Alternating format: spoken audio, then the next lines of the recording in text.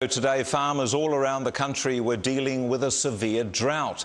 Thankfully, this summer hasn't been quite so tough. To look at how 2014 is shaping up for the rural sector, I'm joined now by Federated Farmers CEO Conor in Wellington. Good morning, Conor.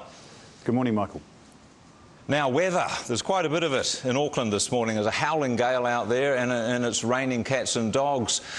A bit of a contrast, isn't it, to a year ago when the drought was kicking off. How's the summer looking at the moment for farmers? Well, you're right, Michael. It's an absolute contrast to this time last year. I mean, we had the worst drought in 70 years. And this year, for those of us who've done any camping or been on holiday, the weather hasn't been quite so good, but for the farmers it's been great, and there's good grass growth over pretty much all the country this year. Are there any dry patches, though, in the country? Oh, look, there are the odd dry patch, and of course when you get a bit of rain, if it doesn't rain for 3 weeks, you start thinking it's a bit dry.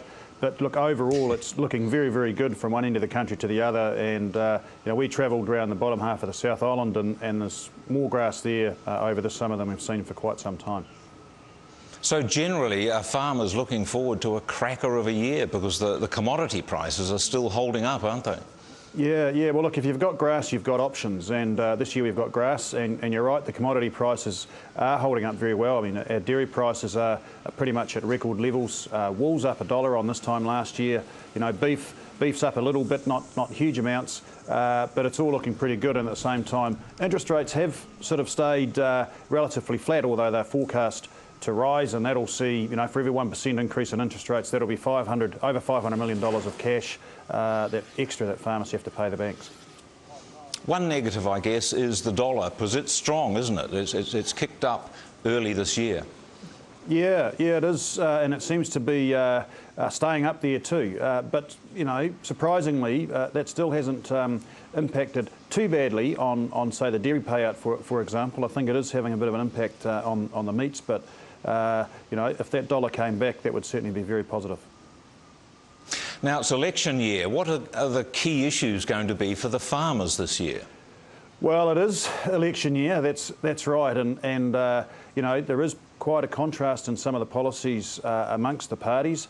You know, things around policies around climate change, for example, there's quite a big contrast between how the different parties are approaching that.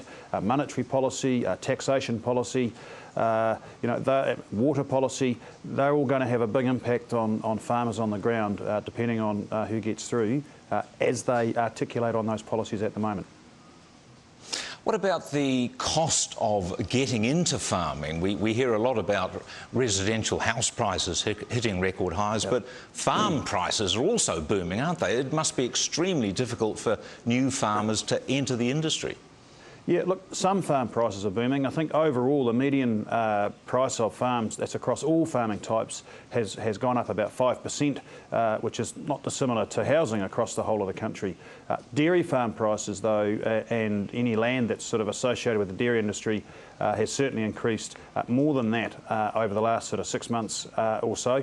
And look, it is a barrier for people to get in, but we're fortunate here in New Zealand. We do have the share milking system, which has worked very well for us, you know, for the last half century. But, you know, our prices are getting right up there. You know, on a global scale, our dairy prices are certainly fully priced, I'd say, at this stage.